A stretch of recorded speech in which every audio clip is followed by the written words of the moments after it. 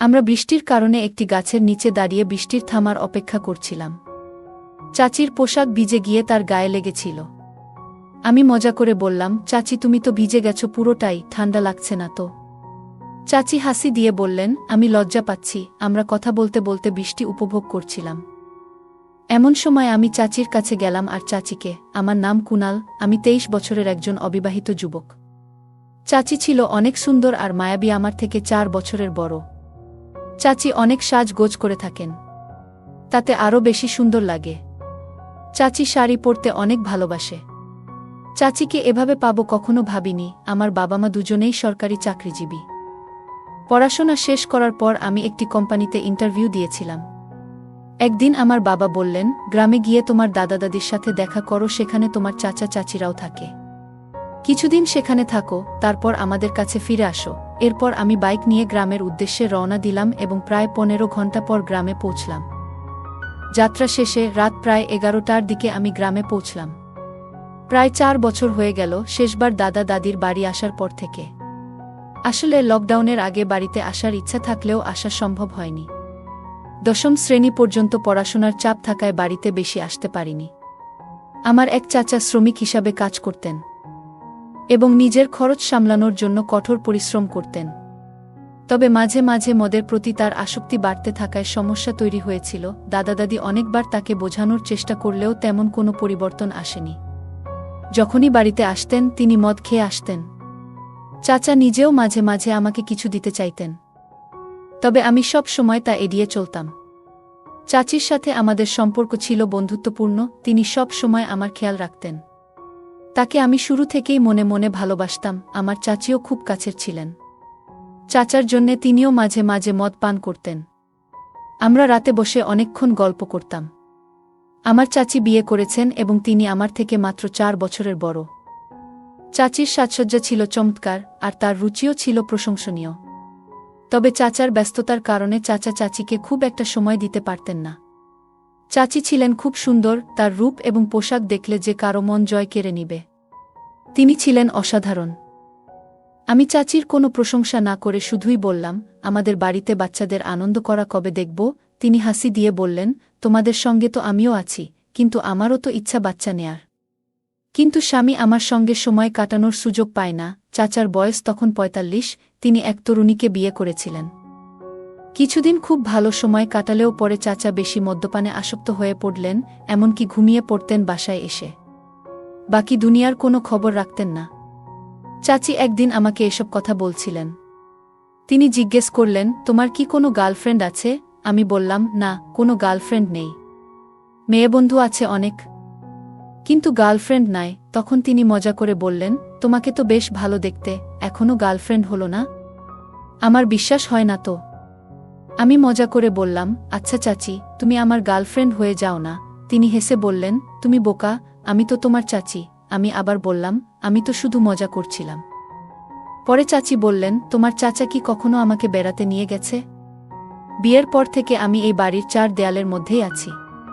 তার এসব বিষয়ে কোনো আগ্রহ নেই। আমি বললাম, আচ্ছা, তাহলে আমি একটু মজা করব, ড্রিঙ্ক করব। তুমি কি আমার সঙ্গে যোগ দেবে? চাচি তখন একটু হেসে বললেন, এখন দেরি হয়ে গেছে, ঘুমাতে যাওয়া উচিত। কাল কথা বলবো। অনেকদিন পর কারো সাথে কথা বলে ভালো লাগলো। তুমি সত্যি অনেক ভালো মানুষ। আমি যখন সবাই আমাকে এমনভাবে দেখছিল যেন আমি একজন ভিন্ন অঞ্চলের মানুষ, এবং সবাই খুব আন্তরিকভাবে আমাকে আপ্যায়ন করছিল। চাচি হাসি মুখে এসে বললেন, আমি বাইরে থেকে কিছু খাবার নিয়ে এসেছি। দাদা দাদি ঘুমিয়ে পড়ার পর আমি যে ঘরে ছিলাম সেখানে চলে আসলাম। চাচি আমার ঘরে এসে বসলেন। আমি আগে থেকেই কিছু ড্রিঙ্কস প্রস্তুতি নিয়ে রেখেছিলাম। চাচি বললেন, তোমার চাচা সবসময় আমাকে একটু দেশীয় পানীয় খেতে দিতেন, তবে এটা বেশ আলাদা। আমি বললাম, এই পানীয় পান করার পর কারো সামনে গেলেও কোনো গন্ধ থাকবে না, কেউ বুঝতেই পারবে না যে তুমি ড্রিঙ্কস করছো। এটা অনেক দামি ড্রিঙ্কস। আমরা কিছুক্ষণ গল্প করছিলাম। চাচি একটু ক্লান্ত হয়ে বিছানায় শুয়ে পড়েছেন, কিন্তু হাঁটতে পারছি না। এসব মদ পান করার কারণে হয়েছে। তুমি যদি আমাকে আমার রুমে পৌঁছে দাও, অথবা আমি তোমার রুমে ঘুমাই। আমি বললাম, আমারও এখন চলার শক্তি নেই, আমি তোমাকে রুমে পৌঁছে দেব, আর আজকে বিশ্রাম নিই। তখনই চাচি আমার হাত ধরে একটু বসতে বললেন। আমরা আরও কিছুক্ষণ কথা বললাম, হঠাৎ দরজায় কড়া নাড়ার শব্দ হল। রাত তখন 12টা বাজে। দরজা খুলতেই চাচা আমাকে দেখে হাসলেন এবং সবকিছু স্বাভাবিকভাবে চলতে থাকল। তিনি আজও মদ খেয়ে এসেছেন। গতকাল রাতে কথা বলতে বলতে আন্টি রুমে চলে গেলেন। চাচার ঘর থেকে কিছু শব্দ ভেসে আসছে, আর আমি ভাবছিলাম যে হয়তো ওদের মধ্যে কোনো ঝামেলা হয়েছে। কিছুক্ষণ পর চাচি বাইরে এসে আমার কাছে এসে বললেন, তোমার চাচা এখন শুধু ঘুমানোর জন্যই বাসায় আসে, আমাকে তেমন একটা সময় দেয় না। আমি তার কথার ইঙ্গিত বুঝতে পারছিলাম, কারণ তার মন খারাপ ছিল।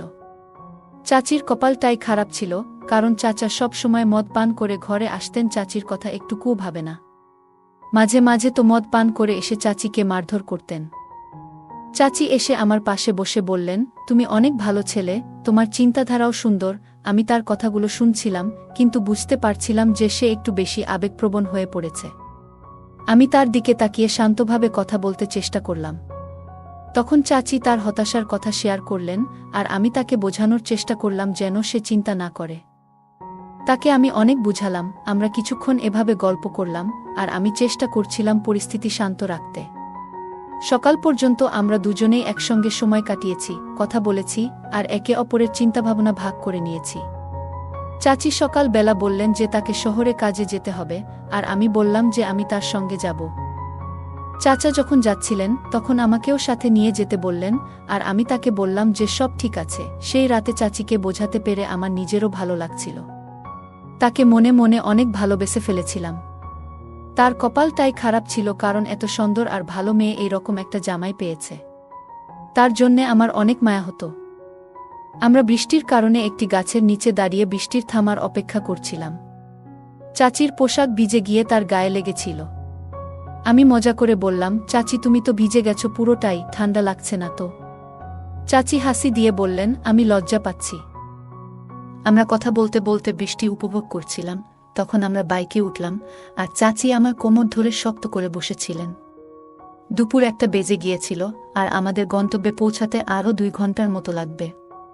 কিছু দূর গিয়ে আমরা একটা দোকান দেখলাম, সেখানে একটু বিশ্রাম নিয়ে কিছু খাবার কিনলাম। পরে আবার রওনা হলাম। কিছুক্ষণ পর আবার বৃষ্টি শুরু হলে আমরা একটি ছাউনি খুঁজে সেখানে দাঁড়ালাম। বৃষ্টির আওয়াজের মাঝে আমরা গল্প করতে করতে সময় কাটাচ্ছিলাম। বাইকে চড়া ও বৃষ্টি উপভোগ করতে করতে দিনটা অনেক সুন্দর কেটেছিল।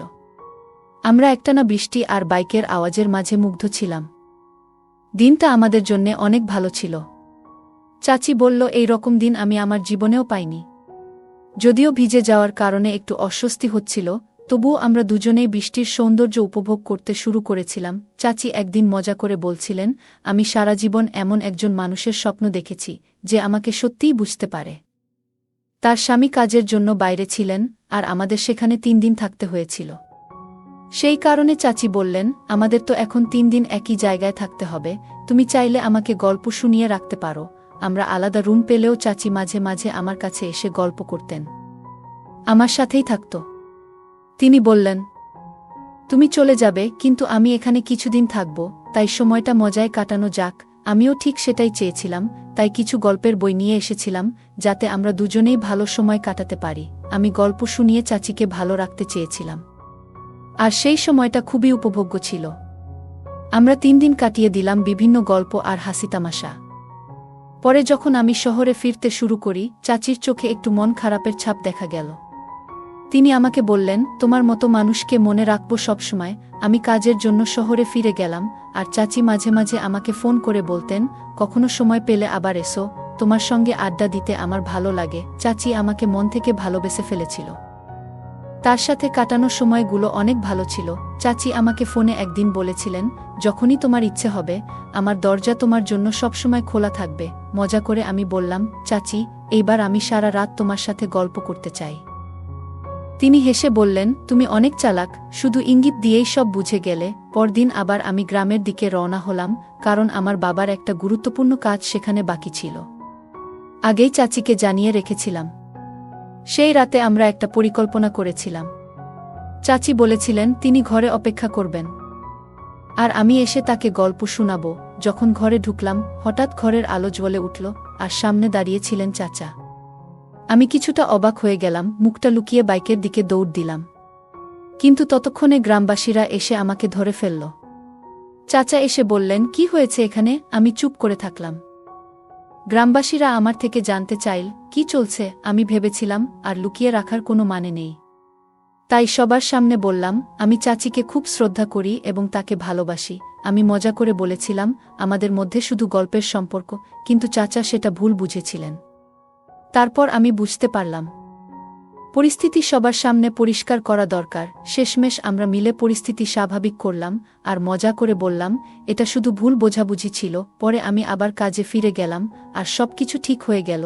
একদিন এক ভয়ানক ভুল বোঝাবুঝি হলো। চাচি আর আমাকে একসাথে দেখে ফেলেছিল। একজন আমার চাচিকে কিছু অসম্মানজনক কথা বলল। চাচি হঠাৎ বললেন, এতদিন ধরে তুমি যদি আমাকে সময় দিতে, তাহলে আজ এই পরিস্থিতি হতো না। আমি একজন নারী, আমারও কিছু ইচ্ছা আছে, কিন্তু তুমি সবসময় ঘরে এসে ঘুমিয়ে পড়ো আর আমার কথা কোনোদিন ভাবো না। এই কথাগুলো শোনার পর পরিস্থিতি আরও জটিল হয়ে গেল। আমি আর চাচি দুজনেই হতবাক হয়ে গেলাম। আমি দ্রুত বাবাকে ফোন করে সব জানালাম। বাবা বললেন, এই পরিস্থিতির সমাধান দরকার, কোনোভাবে এটাকে ঠিক করতে হবে। এরপর চাচা বললেন, আমার আর এই ব্যাপারে কোনো সহ্যশক্তি নেই। আমাদের সম্পর্ক এখানে শেষ। চাচা আর চায়ের সাথে কোনো সম্পর্ক রাখবে না। সবার চোখে জল এলো আর কাঁদতে কাঁদতে আমরা সেখান থেকে চলে এলাম। সেই মুহূর্তে বুঝতে পারছিলাম না কি করব। পরিস্থিতি এতটাই জটিল হয়ে গিয়েছিল যে কিছু বুঝে ওঠা সম্ভব হচ্ছিল না। আমার আর চাচির মানসিক চাপের কারণে ভেঙে পড়েছিলাম। আমি খুবই দ্বিধায় ছিলাম, কি করব বুঝতে পারছিলাম না। বাইক চালানোও কঠিন হয়ে যাচ্ছিল। আস্তে আস্তে হেঁটে প্রথমে হাসপাতালে পৌঁছালাম। সেখানে কয়েকদিন থাকার পর কিছুটা সুস্থ হলাম। এর মধ্যেই আমার মনে হলো, কিছু সময়ের জন্য দূরে থাকাই ভালো হবে। তাই আমি আমার কাজের জায়গায় ফিরে গেলাম, চাচির সঙ্গে কিছু দূরত্ব রাখার জন্য। তখন চাচি আমাকে বললেন, আমরা এত ঝামেলা পেরিয়ে এসেছি, যেন আমরা এখন একে অপরের আরও কাছাকাছি। আমি মজা করে বললাম, তুমি সবসময় আমার বিশেষ একজন ছিলে আর তুমি আমার জীবনে অনেক বেশি গুরুত্ব রাখো। চাচি হেসে বললেন, তুমি আমার কল্পনার চেয়েও ভালো। আমি সবসময় তোমার মতো একজনকে চেয়েছিলাম। আমি তখনও একটু দ্বিধায় ছিলাম, কিন্তু বুঝতে পারছিলাম যে আমরা দুজনেই এই অবস্থায় এসেছি খুব ভালোভাবেই। আমি বললাম, এখন আমরা যা পেয়েছি তা হারানোর থেকে অনেক বেশি মূল্যবান। আমি নিশ্চিত তোমাকে কখনো একা ছেড়ে যাব না। আমরা দুজনেই তখন অনেক কথা বললাম, হাসলাম এবং ভবিষ্যৎ নিয়ে নতুনভাবে ভাবতে শুরু করলাম। আমরা বিয়ে করে ফেলি। মাকে ফোন করে বুঝিয়ে বললাম, মা, আমি সত্যি একটা বড় ভুল করেছি, আমাকে ক্ষমা করে দিও। তুমি জানো, আমি এর আগে এমন ভুল কখনো করিনি। এবার আমি বিয়ে করেছি, আমাদের সম্পর্কটাকে মেনে নাও। প্রথমে মা আমাকে কিছু কথা শোনালেন। তারপর আবেগে ভেঙে পড়ে বললেন, তোমার বাবার সাথে কথা বলবো, যদি উনি রাজি হন তবে তুমিও ঘরে ফিরতে পারবে। আমি একবার তোমার বাবার সাথে কথা বলে দেখি, তবে সে হয়তো রাজি হবে না। বাবা রাজি হননি। তারপর আমরা অনেক দূরে বাসা ভাড়া নিয়ে থাকতে শুরু করি। কিছুদিন চাচি অনেক মন খারাপ করে থাকত, কিন্তু সময়ের সাথে সাথে আমার ভালোবাসায় সে স্বাভাবিক হয়ে গেছে। সে এখন আমার সাথে থেকে অনেক খুশি। আমিও তাকে কাছে পেয়ে অনেক খুশি ছিলাম। 2 বছর পর আমি মাকে ফোন করলা যাতে আমাদের সম্পর্কটা তারা মেনে নেয়। আমি বললাম, মা, আমরা 2 বছর পর বাবা মা হয়েছি, আমাদের অনেক কিছু পেছনে ফেলে এসেছি। যখন মাকে জানালাম তিনি নাতি পেয়েছেন, তখন তিনি খুশিতে কেঁদে ফেললেন আর বললেন, তোমার বাবাকে এটা জানাতে হবে, একবার আমাদের বাড়ি এসো। আমার মনে হচ্ছিল বাবা এবার নিশ্চয়ই রাজি হবেন, এবং ঠিক তাই হলো। আমরা যখন বাড়ি পৌঁছালাম, বাবা প্রথমে কঠিন মুখে তাকালেন, কিন্তু নাতিকে দেখে তার মুখে হাসি ফুটে উঠল। আমাদের সবাইকে স্বাগত জানালেন। এই গল্প থেকে আমরা শিখি যে জীবনে ব্যস্ততার মাঝেও পরিবারের জন্য, বিশেষ করে সঙ্গীর জন্য সময় বের করা উচিত। আমাদের জীবনে অনেক চাহিদা থাকে, কিন্তু সম্পর্কের যত্ন নেওয়াও খুব জরুরি, নইলে সম্পর্ক দুর্বল হয়ে পড়তে পারে। বন্ধুরা, কেমন লাগলো আজকের এই রোমান্টিক গল্প? আশা করি আপনাদের ভালো লেগেছে। যদি পছন্দ হয় তাহলে ভিডিওটি লাইক, শেয়ার এবং চ্যানেলটি সাবস্ক্রাইব করতে এবং বেল আইকনটি ক্লিক করতে ভুলবে না। ধন্যবাদ।